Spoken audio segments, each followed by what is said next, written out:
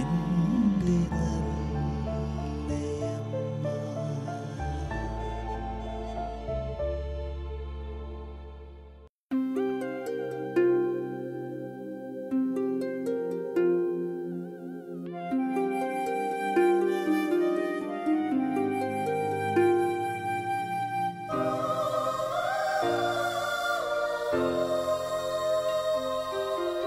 അമ്മേ മാതാവേ നിൻ തിരുസുതനോടെന്നും ഞങ്ങൾക്കു വേണ്ടി പ്രാർത്ഥിക്കണമേ.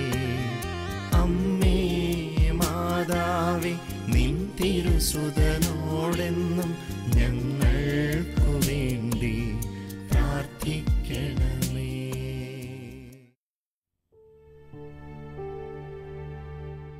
ഇത് ഇടുക്കി ജില്ലയിലെ കാഞ്ഞിരപ്പള്ളി രൂപതാംഗമായ കുമളി സ്വദേശി തോമസ്.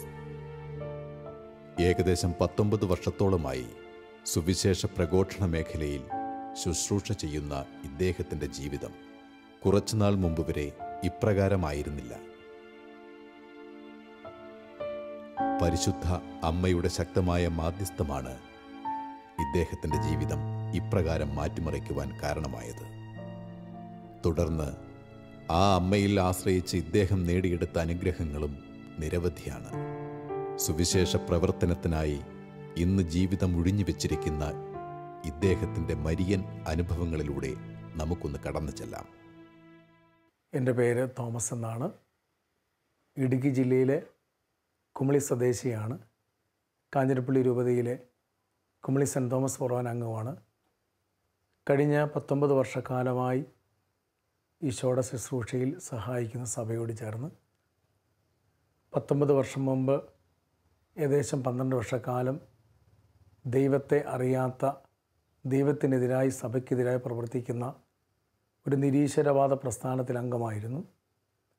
എൻ്റെ മാതാപിതാക്കൾ ഭക്തരായ മാതാപിതാക്കൾക്ക് ജനിച്ച 3ാമത്തെ കുട്ടിയാണ് ഞാൻ. എൻ്റെ കുടുംബത്തിൽ വൈദികരും സമർപ്പിതരും ധാരാളമുണ്ട്. പക്ഷേ ഞാൻ ചെറുപ്രായത്തിൽ തന്നെ ദൈവവിശ്വാസത്തിൽ നിന്നകന്ന, ദൈവവിശ്വാസം നഷ്ടപ്പെട്ടു പോയി. ഏകദേശം 12 വർഷക്കാലം ദൈവത്തിനെതിരായി ചിന്തിക്കുകയും പറയുകയും പ്രവർത്തിക്കുകയൊക്കെ ചെയ്തിരുന്നു. ഈ കാലയളവിൽ എൻ്റെ മാതാപിതാക്കൾ, സഹോദരങ്ങൾ, പ്രിയപ്പെട്ടവരെല്ലാം എനിക്ക് വേണ്ടി കണ്ണുനീരോടെ ജപമാല ചൊല്ലി പരിശുദ്ധ അമ്മ മാതാവിൻ്റെ മധ്യസ്ഥതയിൽ പ്രാർത്ഥിക്കുമായിരുന്നു. അവിടെയെല്ലാം പ്രാർത്ഥനയ്ക്ക് ഫലമായി 2001 തമ്പുരാൻ്റെ വലിയ ഇടപെടലുണ്ടായി. എൻ്റെ ജീവിതത്തിൽ നിരാശയും തകർച്ചയും ഒക്കെ വന്ന കാലഘട്ടത്തിൽ ജീവിതം അവസാനിപ്പിക്കാമെന്ന തീരുമാനം മനസ്സിലെടുത്ത് ഈ കാലയളവിൽ ഡിവൈൻ ധ്യാന കേന്ദ്രത്തിലെത്തുകയും അവിടെ വെച്ച് 3ാമത്തെ ദിവസം ബഹുമാനപ്പെട്ട ജോർജ് പനക്കലച്ചനിലൂടെ കിട്ടിയ ദൈവത്തിൻ്റെ വചനം എൻ്റെ ഹൃദയത്തെ സ്പർശിക്കുകയും ചെയ്തു. അതിനുശേഷം ഏകദേശം 6 വർഷത്തോളം കോട്ടയത്തെ നവജീവനിൽ ബഹുമാനപ്പെട്ട PU തോമസിയുടെ ശുശ്രൂഷയിൽ സഹായിക്കുകയും അവിടെയുള്ള 250ഓളം മാനസിക രോഗികളെ സഹായിക്കുകയും ചെയ്തു. പ്രത്യേകിച്ച് അവരുടെയൊക്കെ മാതാവിനുള്ള ഭക്തിയും സഭയോടുള്ള സ്നേഹങ്ങളും ദിവ്യകാരുണ്യ ഭക്തിയുമൊക്കെ എന്നെ കൂടുതൽ സഭയിലേക്ക് അടുപ്പിച്ചു. നവജീവനിലെ മക്കൾ വിഷമിക്കുമ്പോൾ, വേദനിക്കുമ്പോൾ അവർ കണ്ണുനീരോടെ ജപമാല ചൊല്ലുമ്പോൾ അമ്മ മാതാവിൻ്റെ മധ്യസ്ഥതയിൽ എല്ലാ ദിവസവും ദൈവത്തിൻ്റെ അത്ഭുത കരങ്ങൾ കടന്നു വരുന്നത് ഞാൻ കണ്ടു. നവജീവനിൽ ശുശ്രൂഷ ചെയ്യുന്ന കാലഘട്ടത്തിൽ 6 വർഷത്തോളം ഞാൻ സാധാരണ ഒരു വിദ്യാഭ്യാസക്കാരനാണ്. 10ാം ക്ലാസ് വിദ്യാഭ്യാസമേ ഉള്ളൂ. വലിയ പഠിത്തങ്ങളോ മറ്റോ ബുദ്ധിയോ കഴിവുകളോ ഒന്നുമില്ലായിരുന്നു.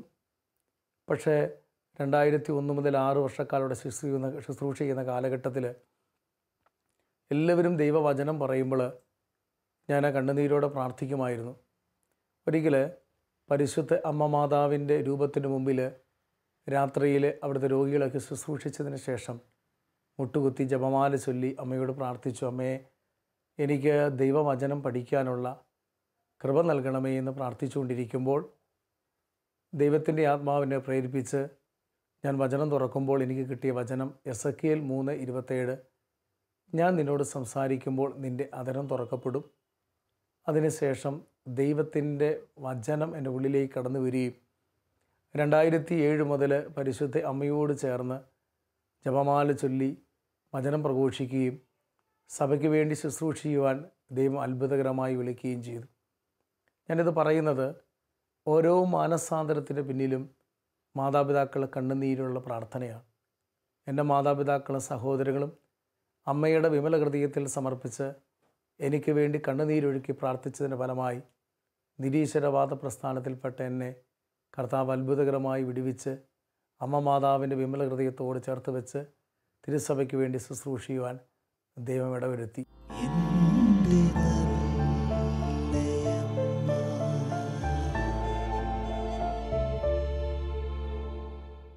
പ്രിയപ്പെട്ടവർ, 2005 കാലഘട്ടങ്ങളിൽ ഞാൻ കോട്ടയം നവജീവനി ശുശ്രൂഷ ചെയ്യുന്ന കാലത്ത് ബഹുമാനപ്പെട്ട ബേബി ജോൺ കലയന്താനിയുമായിട്ട് പരിചയപ്പെടാനിടയായി. പ്രശസ്തനായ ഗാനരചിതാവാണല്ലോ. പരിശുദ്ധ അമ്മയോടുള്ള ഒത്തിരിയേറെ ഭക്തിയും ദിവ്യകാരുണ്യ ഭക്തിയുമുള്ള ഒരു ചെറുപ്പക്കാരൻ.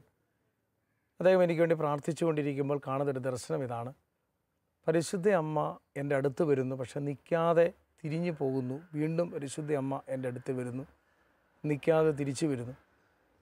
അപ്പോൾ അമ്മ ബേബി ജോൺ കലയന്താൻ കാണുന്ന കാഴ്ച ഇതാണ്: എൻ്റെ കയ്യിൽ ധാരാളമായ സഭാവിരുദ്ധ ബുക്കുകൾ, പ്രൊട്ടസ്റ്റൻ്റ് ബുക്കുകൾ ധാരാളം ഇരിക്കുന്നു. ഇത് അമ്മയ്ക്ക് അവിടെ വന്ന് ഉറപ്പിക്കാൻ സാധിക്കുന്നില്ല. അമ്മ അവിടെ നിൽക്കാതെ തിരിച്ചു പോകുന്നു. അപ്പോൾ എന്നോട് ആ സഹോദരൻ ചോദിച്ചു, ബ്രദറെ, ഇങ്ങനെ പുസ്തകങ്ങൾ വീട്ടിൽ സൂക്ഷിക്കാറുണ്ടോ, കയ്യിൽ സൂക്ഷിക്കാറുണ്ടോ?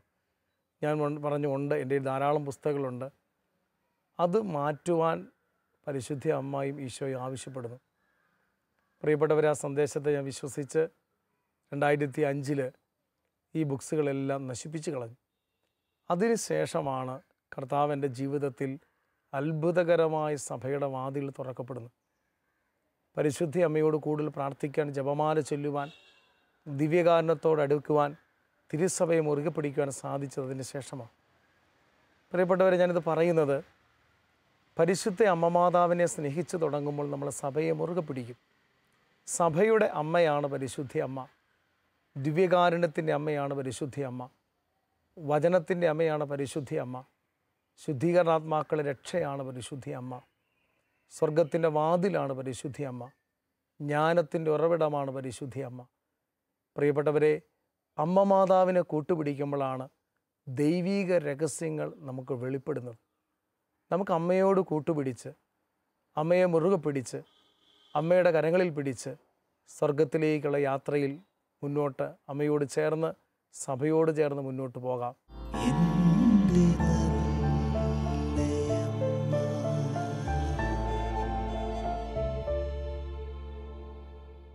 പരിശുദ്ധ അമ്മ അപേക്ഷിച്ചാൽ ഉപേക്ഷിക്കാത്തവളാണല്ലോ.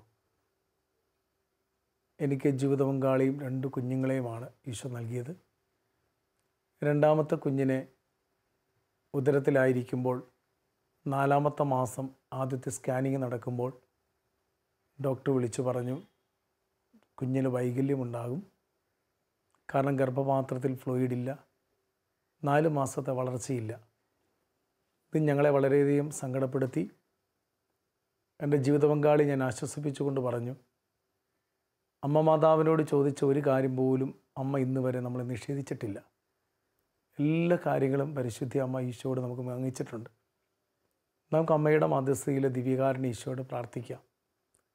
ഞങ്ങളെല്ലാ ദിവസവും ഉദരത്തിൽ കരങ്ങൾ വെച്ച്, കരങ്ങൾ കോർത്തു പിടിച്ച് ലൂക്കാസ് വിശേഷം 1-ാം അധ്യായം 39 മുതൽ 43 വരെയുള്ള വചനങ്ങൾ പരിശുദ്ധ അമ്മ ഉണ്ണീശോയെ ഗർഭിണിയായ സമയത്ത് എലിസബത്തിൻ്റെ ഭവനത്തിൽ സന്ദർശിച്ച് അമ്മ മാതാവിൻ്റെ അഭിവാദനം കേട്ടപ്പോൾ എലിസബത്തിൻ്റെ ഉദരത്തിൽ കിടന്ന ശിശു കുതിച്ചു ചാടിയ ഈ തിരുവചനങ്ങൾ ആവർത്തിച്ചു പറഞ്ഞ് ഏകദേശം 1000-ഓളം ജപമാല ചൊല്ലി. എല്ലാ സ്കാനിങ്ങിലും കുഞ്ഞിന് പ്രോബ്ലം ഉണ്ടായിരുന്നു. അവസാന സ്കാനിങ് നടക്കുമ്പോൾ ഞാൻ വേളാങ്കണ്ണിയിൽ പരിശുദ്ധ അമ്മയുടെ സാന്നിധ്യത്തിൽ അമ്മ മാതാവിൻ്റെ നടയിലിരുന്ന് പ്രാർത്ഥിച്ചു കൊണ്ടിരിക്കുമ്പോൾ പരിശുദ്ധ അമ്മ എനിക്കൊരു സന്ദേശം നൽകി. വിശുദ്ധ ജോൺ ബോൾ മാർപ്പാപ്പയുടെ മധ്യസ്ഥതയിൽ കുഞ്ഞിന് വേണ്ടി പ്രാർത്ഥിക്കണം, ജോൺ എന്ന് പേരിടണം. കുഞ്ഞ് ആണാണോ പെൺകുട്ടിയാണോ എന്നറിയില്ല. ജോൺ എന്ന പേരിട്ട് ജോൺ ബോൾ മാർപ്പാപ്പയുടെ മധ്യസ്ഥയിൽ പ്രാർത്ഥിക്കണം. അന്നത്തെ ബലിയിൽ പങ്കെടുത്ത് ജപമാല ചൊല്ലി പ്രാർത്ഥിച്ച് തിരിച്ചു വന്നു. 10 ദിവസം കഴിഞ്ഞപ്പോൾ കുഞ്ഞ് ജനിച്ചു. കുഞ്ഞ് ജനിക്കണ സമയത്ത് ദിവ്യകാരുണ്യ സന്നിധിയിൽ മുട്ടുകുത്തി പരിശുദ്ധ അമ്മയോട് ചേർന്ന് ജോൺ പോൾ മാർപ്പാപ്പയുടെ മധ്യസ്ഥതയിൽ കുഞ്ഞിന് വേണ്ടി പ്രാർത്ഥിച്ചു. അത്ഭുതകരമായി കുഞ്ഞിനെ ദൈവം ഇടപെട്ടു. 2.25 കിലോയ്ക്ക് നോർമൽ കുട്ടിയെ ഈശോ പരിശുദ്ധ അമ്മ ഞങ്ങൾക്ക് സമ്മാനിച്ചു. നല്ല ബുദ്ധിയും കൃപയിലുമുള്ള ഒരു കുഞ്ഞിനെ പരിശുദ്ധ അമ്മ വഴി, അമ്മയുടെ മാധ്യസ്ഥത വഴി വചനം പറഞ്ഞ് പ്രാർത്ഥിച്ചപ്പോൾ, ജപമാല ചൊല്ലി പ്രാർത്ഥിച്ചപ്പോൾ ഈശോ ഞങ്ങൾക്ക് നൽകി.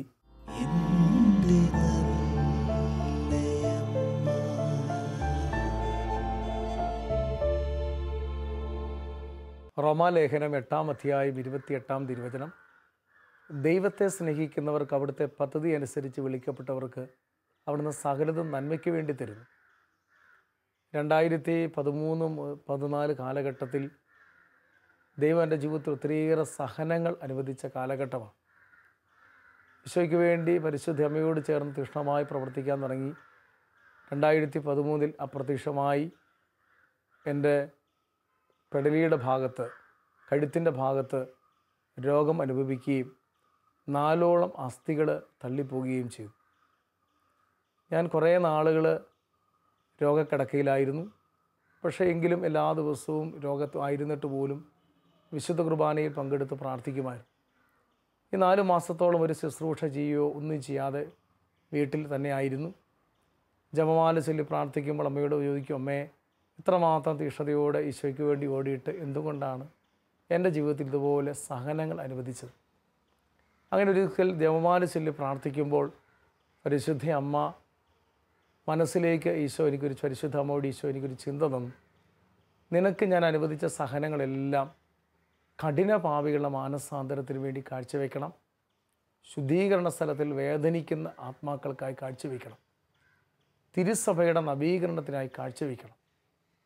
ആ 4 മാസത്തെ സഹനം സന്തോഷത്തോടെ സ്വീകരിച്ച് രോഗക്കിടക്കയിൽ മുഴുവൻ രോഗങ്ങളും പരിശുദ്ധ അമ്മ വഴി ക്രൂശിതനായ ഈശോയിലേക്ക് സഹിച്ച് സഭയ്ക്ക് വേണ്ടി, ശുദ്ധീകരണാത്മാക്കൾക്ക് വേണ്ടി, കഠിന ഭാവികൾക്ക് വേണ്ടി കാഴ്ചവെക്കാൻ തുടങ്ങി.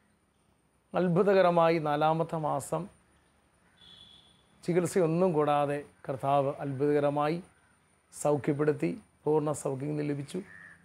പിന്നീട് ശുശ്രൂഷ ചെയ്യാൻ തുടങ്ങി.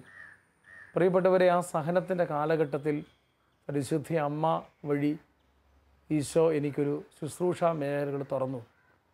മരിയൻ ദിവ്യകാരുണ്യ തിരുസഭാ കൂട്ടായ്മ, സഭയ്ക്ക് വേണ്ടി, ശുദ്ധീകരണാത്മാക്കൾക്ക് വേണ്ടി, പാപികൾക്ക് വേണ്ടി, ലോക സുവിശേഷവൽക്കരണത്തിന് വേണ്ടി സഹനങ്ങൾ കാഴ്ചവെച്ച് അമ്മ മാതാവിനോട് ചേർന്ന് ജപമാല ചൊല്ലി ഈശോയിലേക്ക് സമർപ്പിക്കുന്നൊരു കൂട്ടായ്മ.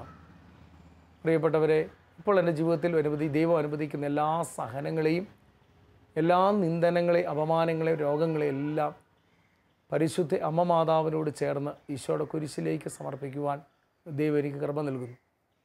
നമ്മുടെ ജീവിതത്തിൽ ദൈവം അനുവദിക്കുന്ന എല്ലാ സഹനങ്ങളും അമ്മ വഴി സന്തോഷത്തോടെ സ്വീകരിക്കുമ്പോൾ അത് ദൈവരാജ്യത്തിൻ്റെ വളർച്ചയ്ക്ക് വലിയൊരു അഭിഷേകമായി മാറുന്ന ഈ സംഭവത്തിലൂടെ ദൈവം എന്നെ പഠിപ്പിച്ച ഒരു കാലഘട്ടമായിരുന്നു 2013-2014 കാലഘട്ടങ്ങൾ.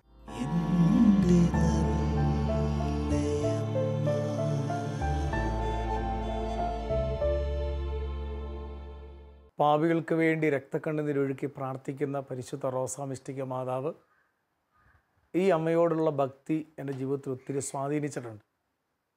947 ഇറ്റലിയിൽ പ്രത്യക്ഷപ്പെട്ട് പരിശുദ്ധ അമ്മ ലോകത്തിൻ്റെ പല ഭാഗത്ത് പാപികൾക്ക് വേണ്ടി രക്തക്കണ്ണുനീരൊഴുക്കി കഴിഞ്ഞു.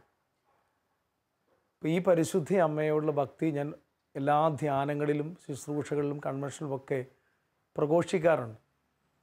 പക്ഷേ ഈ അമ്മയുടെ രൂപം ഒന്ന് കിട്ടുകയോ സ്വന്തമായിട്ട് ലഭിക്കുകയോ ഒന്നും ചെയ്തിട്ടില്ല. കാരണം ഇത് കിട്ടണമെങ്കിൽ ഇറ്റലിയിൽ നിന്ന് തന്നെ പ്രത്യേകമായിട്ട് വരണം. എൻ്റെ സുഹൃത്തുക്കളായ വൈദികർക്കും സമർപ്പിതർക്കും കൂടെ ശുശ്രൂഷ ചെയ്യുന്നവർക്കെല്ലാം ഇറ്റലിയിൽ നിന്ന് ഈ രൂപം ലഭിച്ചു. അപ്പോൾ ഞാൻ പലപ്പോഴും അമ്മയോട് പറയാറുണ്ട്, അമ്മേ, എന്തുകൊണ്ടാണ് എനിക്ക് റോസാമിസ്റ്റിക്ക മാതാവിന് ലഭിക്കാതിരിക്കുന്നത്? തൃശ്ശൂർ ജില്ലയിലെ ഒല്ലൂരിൽ ഒരു കൺവെൻഷന് ചെല്ലുമ്പോൾ 4 മണിക്കാണ് കൺവെൻഷൻ. രാവിലെ 9 മണിക്ക് വിശുദ്ധ യൗപ്രാസ്യമ്മയുടെ കബറിടത്തിലിരുന്ന് പ്രാർത്ഥിക്കുമ്പോൾ ഉച്ച കഴിഞ്ഞ് 2 മണി സമയമായി. ഈ സമയത്ത് ആ കബറിടത്തിൻ്റെ ഭാഗത്ത് ആരുമില്ല. അപ്പോൾ അവിടെ യൗപ്രാസ്യമ്മ പ്രാർത്ഥിച്ചുകൊണ്ടിരിക്കുന്ന പരിശുദ്ധ അമ്മയുടെ രൂപത്തേക്ക് നോക്കിയിട്ട്, മുഖത്തേക്ക് നോക്കിയിട്ട് ഞാനിങ്ങനെ പറഞ്ഞു, അമ്മ കുറേ നാളായിട്ട് എന്നെ കബളിപ്പിക്കുകയാണല്ലോ. റോസാമിസ്റ്റിക്ക മാതാവിൻ്റെ രൂപം മാത്രം അമ്മ എനിക്ക് തന്നിട്ടില്ലല്ലോ, അതെന്നെ അമ്മ എനിക്കത് തരാഞ്ഞത് എന്ന് ഞാനൊരു പരാതി പറഞ്ഞു. എന്നിട്ട് ഞാൻ ഇങ്ങനെ പറഞ്ഞു, സാരമില്ല, അമ്മ അനുവദിക്കുന്നില്ല, അതെനിക്ക് വേണ്ട. വൈകുന്നേരത്തെ ഞാൻ കൺവെൻഷന് കയറുന്നതിന് തൊട്ട് മുമ്പായിട്ട് എന്നെ ഒരു സുഹൃത്ത് കാണാൻ വന്നു. ബിനു എന്നാണ് അദ്ദേഹത്തിൻ്റെ പേര്. വൈകല്യമുണ്ടായിരുന്ന ഒരു ചെറുപ്പക്കാരനാണ്, ജന്മനാ വൈകല്യമുണ്ട്. പക്ഷേ കർത്താവ് അത്ഭുതകരമായി സൗഖ്യപ്പെടുത്തിയ ഒരു ചെറുപ്പക്കാരൻ. അദ്ദേഹം പറഞ്ഞു, എനിക്കൊരു സമ്മാനം ബ്രദറിന് തരാനുണ്ട്. മാതാവ് പറഞ്ഞൊരു സമ്മാനമാണ്. ഞാൻ ചോദിച്ചു, എന്താ സമ്മാനം? ഞാനൊരു അമ്മയുടെ രൂപം കൊണ്ടുവന്നിട്ടുണ്ട്. എന്നിട്ട് അദ്ദേഹം അനുഭവം പറഞ്ഞു. ഞാനൊരിക്കൽ കുറേ നാളുകൾക്ക് മുമ്പ് ബൈക്കിൽ യാത്ര ചെയ്തുകൊണ്ടിരിക്കുന്ന സമയത്ത്, അദ്ദേഹത്തിന് വൈകല്യമുള്ള ആളായതുകൊണ്ട് അതുപോലത്തെ ഒരു ബൈക്കാണ്. ആ ബൈക്കിൽ സ്കൂട്ടറിൽ യാത്ര ചെയ്തുകൊണ്ടിരിക്കുന്ന സമയത്ത് പാടശേഖരത്തിനരികിൽ 2 കൈയും അടിച്ചുടച്ച റോസാമിസ്റ്റിക്ക മാതാവിൻ്റെ രൂപം കിടക്കുന്നു, 2 രൂപങ്ങൾ. ആ ചെറുപ്പക്കാരൻ അതെടുത്ത് വളരെ മനോഹരമായി പെയിൻറ്റ് ചെയ്ത് മാതാവിൻ്റെ കൈകൾ വെച്ച് വൈദികരെ കൊണ്ട് വെഞ്ചരിപ്പിച്ച് തൻ്റെ വീട്ടിൽ സൂക്ഷിച്ചു വെച്ചിരിക്കുകയാണ്. പലരും അദ്ദേഹത്തോട് ആ രൂപം ചോദിച്ചു, 2 രൂപയില്ലേ, ഒന്ന് എനിക്ക് തന്നേ കൂടെ. പക്ഷെ അദ്ദേഹം അത് കൊടുക്കത്തില്ല. അന്ന് മാതാവിനോട് ആ ദിവസം പ്രാർത്ഥിച്ചുകൊണ്ടിരിക്കുന്ന സമയത്ത് തന്നെ അദ്ദേഹം ഇങ്ങനെ പ്രാർത്ഥിക്കുമ്പോൾ പരിശുദ്ധി അമ്മ ഒരു സന്ദേശം കൊടുക്കുക, അത് തോമസ് കുമളിക്ക് കൊണ്ട് കൊടുക്കണം. ആ സമയത്ത് ഞാൻ ഒല്ലൂർ മഠത്തിലിരുന്ന് പരിശുദ്ധ അമ്മയുടെ മുഖത്ത് നോക്കി, അമ്മേ എന്തുകൊണ്ടാണ് എനിക്ക് അമ്മയെ തരാത്തതെന്ന് ചോദിച്ച സമയമാണ്. വൈകുന്നേരം ഞാൻ കൺവെൻഷൻ കയറുന്നതിന് മുമ്പായി എൻ്റെ മുമ്പിൽ ആ പരിശുദ്ധ റോസം ഇറ്റലിയിൽ നിന്ന് വന്ന, കൈ ഉടച്ച, പിന്നീട് രൂപം വെച്ച, കൈവച്ച, വെഞ്ചിരിച്ച, സൂക്ഷിച്ച് വെച്ചിരുന്ന 2 മാതാവിൽ ഒരു രൂപം എനിക്ക് തന്നു. അതെൻ്റെ കയ്യിലുണ്ട്. അമ്മയോട് എന്ത് ചോദിച്ചാലും അമ്മ തരും. പ്രിയപ്പെട്ടവരെ, അതെനിക്കൊരു അത്ഭുതമായിട്ട് തോന്നുന്നു. കാരണം ഞാൻ 2 മണിക്ക് ചോദിച്ചു, 5 മണിയായപ്പോൾ ആ അമ്മ എൻ്റെ കയ്യിൽ വന്നു.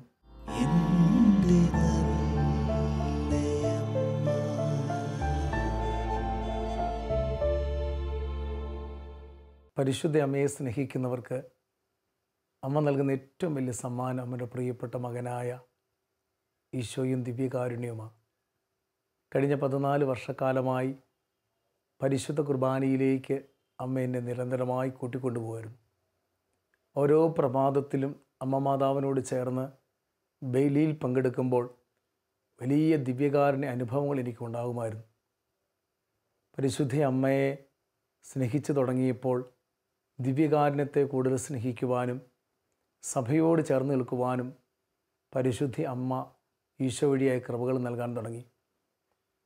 കഴിഞ്ഞ ഒക്ടോബർ മാസം യൂറോപ്പിലെ മഡ്ജുഗോറിയിൽ പരിശുദ്ധ അമ്മ മാതാവ് പ്രത്യക്ഷപ്പെട്ട മഡ്ജുഗോറിയിൽ പോകുവാൻ പരിശുദ്ധ അമ്മ വഴി ഈശോ എനിക്കൊരു അവസരമൊരുക്കി തന്നു. ഞാൻ ഇവിടെ നിന്ന് പോകാൻ തുടങ്ങുമ്പോൾ അമ്മയോട് പറഞ്ഞു, അമ്മേ യൂറോപ്പിലേക്കുള്ള യാത്രയാണ്, മണിക്കൂറുകൾ വിമാനത്തിലിരിക്കണം, പരിശുദ്ധ കുർബാന മുടങ്ങിപ്പോകുമല്ലോ. അപ്പം അമ്മ ഒരു സന്ദേശം നൽകി, ഒരിക്കലും കുർബാന മുടങ്ങാൻ അനുവദിക്കത്തില്ല, കുർബാന നൽകും. ആ വിശ്വാസത്തിൽ ഇവിടുന്ന് ജപമാല ചൊല്ലി ബലിയിൽ പങ്കെടുത്ത് ഇവിടുന്ന് യാത്ര പുറപ്പെട്ടു. ഏകദേശം 11 ദിവസത്തോളം പരിശുദ്ധ അമ്മ മാതാവിൻ്റെ സാന്നിധ്യം നിരന്തരമുള്ള മഡ്ജുഗോറിയിൽ ആയിരിക്കുവാനും പ്രാർത്ഥിക്കുവാനും ഇടതന്നു ദൈവം. തിരിച്ചു പോരുന്ന ദിവസം, തലേ ദിവസം ഞങ്ങളെ കൊണ്ടുപോയ എൻ്റെ ആത്മീയ പിതാവ് ഫാദർ പ്രസാദ് അച്ഛൻ എന്നോട് പറഞ്ഞു, വിശുദ്ധ കുർബാനയ്ക്ക് നാളെ പങ്കെടുക്കാൻ പറ്റില്ല, കാരണം 7:30 ഫ്ലൈറ്റിന് നമ്മുടെ എയർപോർട്ടിലേക്ക് പോകേണ്ടി വരും. ഇവിടുത്തെ വിശുദ്ധ കുർബാന 7:30, കാരണം യൂറോപ്പിൽ ഈ സമയത്ത് മഞ്ഞ് കാലഘട്ടമാണ്. അതുകൊണ്ട് കുർബാന 1 മണിക്കൂറോളം താമസിച്ചാണ്. ഇത് കേട്ടപ്പോൾ എനിക്ക് ഒത്തിരി സങ്കടമായി. ഞാൻ അമ്മയോട് കണ്ണുനീരോടെ ജപമാല ചൊല്ലി പറഞ്ഞു, അമ്മ പറഞ്ഞിട്ടാണ് ഞാനിവിടെ വന്നത്. അമ്മ ഇവിടെ ഒരു ദിവസം പോലും മുടങ്ങാതെ എനിക്ക് ഈശോയെ തരുമെന്ന് പറഞ്ഞിട്ടാണ് ഞാനിവിടെ വന്നത്. വെളുപ്പിനെ 3 മണി സമയത്ത് മാതാവിൻ്റെ പ്രത്യക്ഷീകരണം നടന്ന സ്ഥലത്ത് പോയി മുട്ടുകുത്തി നിന്ന് കണ്ണുനീരോടെ ജപമാല ചൊല്ലി അമ്മയോട് പറഞ്ഞു, അമ്മേ, എനിക്ക് ഈശോയെ കിട്ടാതെ ഞാനിവിടെ നിന്ന് പോകില്ല. ഏകദേശം ഒരു 5:30 ആയപ്പോൾ ജർമ്മൻകാരി ഒരു സിസ്റ്റർ അതുവഴി വന്നു. സിസ്റ്ററിനോട് ചോദിച്ചു, സിസ്റ്ററെ, വിശുദ്ധ കുർബാന കിട്ടുവാൻ, വിശുദ്ധ കുർബാനയിൽ പങ്കെടുക്കാൻ എന്തെങ്കിലും അവസരമുണ്ടോ? സിസ്റ്റർ പറഞ്ഞു, 6 മണിക്ക് ഒരു ജർമ്മൻ ഗ്രൂപ്പുകാർ ഇവിടെ പ്രൈവറ്റ് മാസിൽ ഉണ്ട്, ഒരു വൈദികൻ്റെ നേതൃത്വത്തിൽ പ്രൈവറ്റ് മാസുണ്ട്, അതിൽ പറ്റുമെങ്കിൽ പങ്കെടുക്കാം. ദൈവം അത്ഭുതകരമായി ഇടപെട്ടു. 6 മണിക്ക് ആ വിശുദ്ധ കുർബാനയിൽ ഞാൻ പങ്കെടുത്തു. 6:45 വിശുദ്ധ കുർബാന കഴിഞ്ഞു. ഈശോയെ സ്വീകരിച്ച് കൃത്യം 7:30 എയർപോർട്ടിൽ നിന്ന് പോവുകയും ചെയ്തു. ദൈവത്തിൻ്റെ വലിയൊരു ഇടപെടലാണ് ഞാൻ കണ്ടത്. തിരിച്ചു വന്നപ്പോൾ പോലും വൈകുന്നേരത്തെ വിശുദ്ധ കുർബാനയിൽ പങ്കെടുത്തു. അങ്ങനെ ഒരു യൂറോപ്പിലെ യാത്രകളിൽ പോലും വിശുദ്ധ കുർബാന മുടങ്ങുവാൻ പരിശുദ്ധ അമ്മ എന്നെ അനുവദിച്ചിട്ടില്ല. ഞാനിത് പറയുന്നത്, ഈശോയെ സ്നേഹിച്ച് തുടങ്ങുമ്പോൾ, പരിശുദ്ധ അമ്മയെ സ്നേഹിച്ച് തുടങ്ങുമ്പോൾ നമ്മൾ ഏറ്റവും കൂടുതൽ നമ്മളെ അടുപ്പിക്കുന്നത് ദിവ്യകാരുണ്യത്തിലേക്കും സഭയിലേക്കുമാണ്. ഈശോയെ സ്നേഹിക്കുന്നവർക്ക് ഈശോ കൊടുക്കുന്ന ഏറ്റവും വലിയ സമ്മാനമാണ് പരിശുദ്ധ അമ്മ. അമ്മയെ സ്നേഹിക്കുന്നവർക്ക് അമ്മ ഏറ്റവും കൊടുക്കുന്ന സമ്മാനമാണ് അമ്മയുടെ പ്രിയപ്പെട്ട മകനായ ഈശോയ ദിവ്യകാരുണ്യം. തിരുസഭയിൽ എല്ലാ വിശുദ്ധരെയും നമ്മളെടുത്ത് പഠിച്ചു നോക്കാം. സഭയിലെ എല്ലാ വിശുദ്ധരുടെ ഏറ്റവും വലിയ പ്രത്യേകത, അവരനുദിന വിശുദ്ധ കുർബാനയിൽ പങ്കെടുത്തിരുന്നു. അവിടെ എല്ലാ അമ്മ പരിശുദ്ധ അമ്മയായിരുന്നു. അവർ സഭയെ സ്നേഹിച്ചിരുന്നു, സഭയെ ആദരിച്ചിരുന്നു, സഭയെ അനുസരിച്ചിരുന്നു, സഭയ്ക്ക് വേണ്ടി തീക്ഷ്ണമായി പ്രവർത്തിച്ചിരുന്നു. പ്രിയപ്പെട്ട ദൈവമക്കളെ, അമ്മയെ നമുക്ക് സ്നേഹിക്കാം, ദിവ്യകാരുണ്യത്തെ നമുക്ക് മുറുകെ കെട്ടിപ്പിടിക്കാം. അമ്മ മാതാവിനോട് ചേർന്ന് നമുക്ക് ദിവ്യകാരുണ്യത്തെ ആരാധിച്ച് സ്തുതിക്കാം. ആമേൻ.